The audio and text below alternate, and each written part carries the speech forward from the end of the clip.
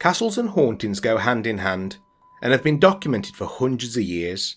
While some tales were cooked up as a form of entertainment, like Shakespeare's opening scene of Hamlet where the king's ghost is sighted at Elsinore Castle, other accounts are rooted in reality. I'm Bleaky, and in today's video I will tell you about the spirits of Crathes Castle, which include two women who have been regularly spotted for the last 4 centuries, one of which has been seen holding the spirit of a deceased baby.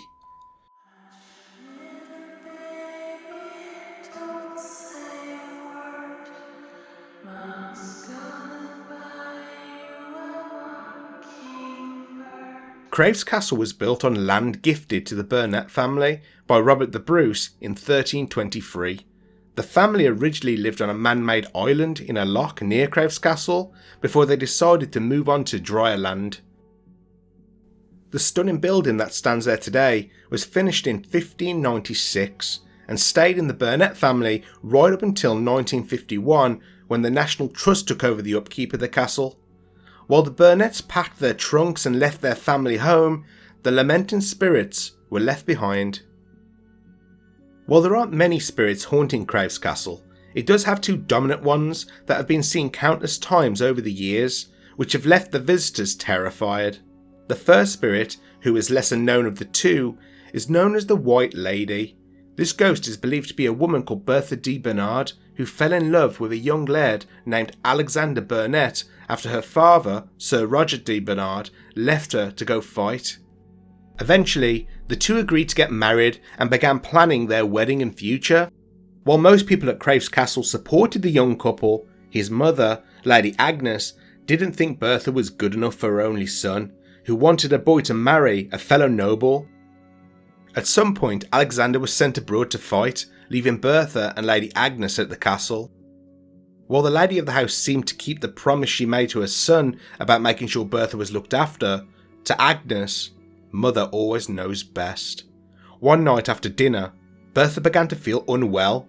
Agnes ordered the servants to take care of her, but in the days that followed, she began to feel worse and worse, with her health rapidly deteriorating. Sadly, Bertha slipped into a coma after several days of uncontrollable vomiting and stomach pain. Reminds me of the time I decided to eat a Taco Bell. When Alexander finally returned, his mother broke the tragic news to him. That evening, while the family were at dinner, the devastated man took Bertha's favourite wine goblet and poured himself a large serving. Just before his lips touched the rim of the drink, however, Lady Agnes snatched the goblet out of his hands and threw it out of the window into the lake. The onlookers at the banquet stared at the woman with confusion, with some growing suspicion that Lady Agnes had poisoned her son's fiancée, but had forgotten to dispose of the goblet containing the potent poison. While nobody was certain of the foul play, when Bertha's father, Sir Roger de Bernard, travelled to the castle to collect the body, the murder was confirmed. While the lady of the house and her son sat down to talk to him, Lady Agnes sprung up in terror, with the blood draining from her face. "What concerns you, mother? What is it you witness?" asked Alexander. The woman could seemingly see something nobody else could. A sudden chill filled the room, and the hangings on the wall began to sway as if moved by a strong gust of wind. With her whole body trembling, she screamed, "She comes! She comes!" Suddenly, her eyes rolled to the back of her head, and she dropped down dead. Was this the spirit of Bertha returning as a spirit to seek revenge on the woman who betrayed her? Or did the guilt and stress trigger a heart attack?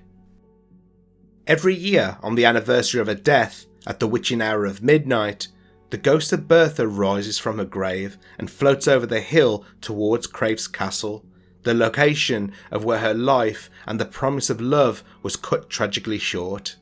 Many believe that the bride is looking for her lover who passed on centuries ago.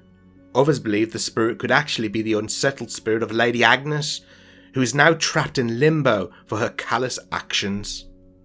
Now, those who are familiar with my videos will know that when it comes to female ghosts, they come in more colours than Power Rangers, which brings me to the Green Lady, the most famous ghost haunting Crathes Castle. The Green Lady has been seen by many people over the decades.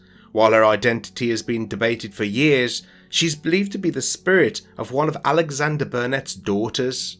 It is rumoured that the young lady had a relationship with a stable boy and became pregnant in the mid-1600s. I'm pretty sure I've seen this plot on the Hallmark channel.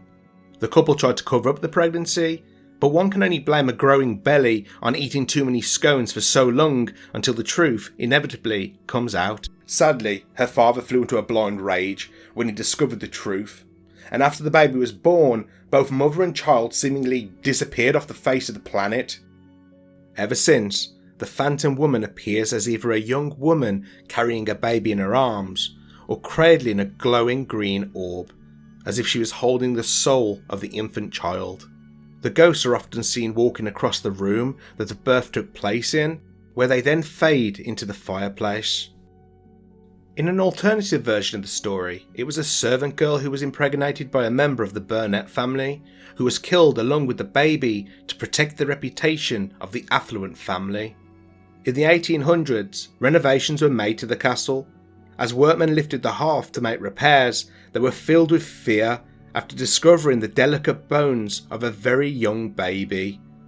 This has led many to believe that after the child was born, it was killed.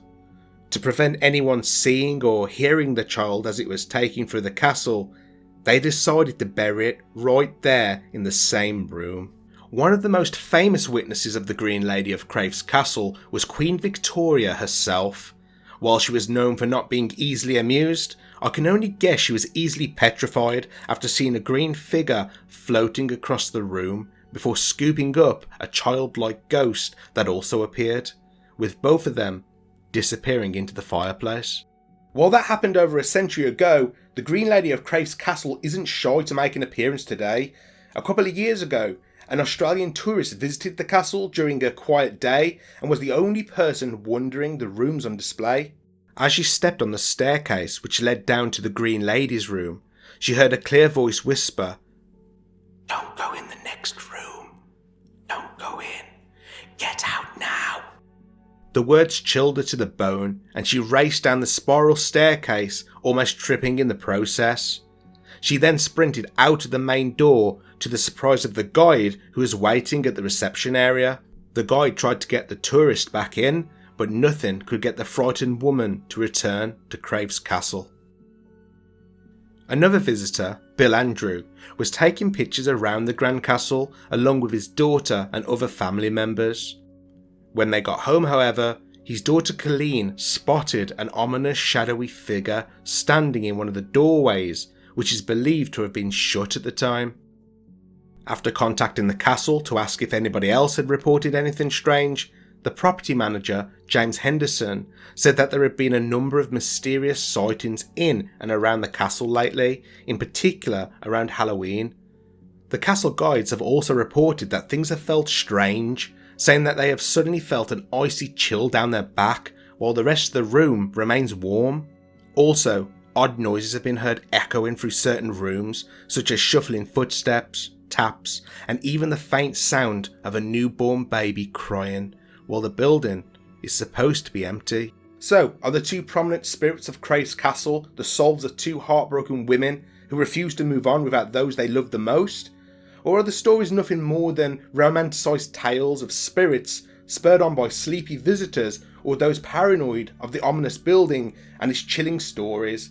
Let me know what you think in the comment section below. If you enjoyed this video and would like to watch more just like it, please hit the subscribe button and ring the notification bell. That way you'll be told the moment I upload a new video. If you can't wait for the next story, head over to the Bleaky Blinder TikTok or Instagram account to check out daily uploads. And until next time, sleep well, friends. Little baby, don't say a word.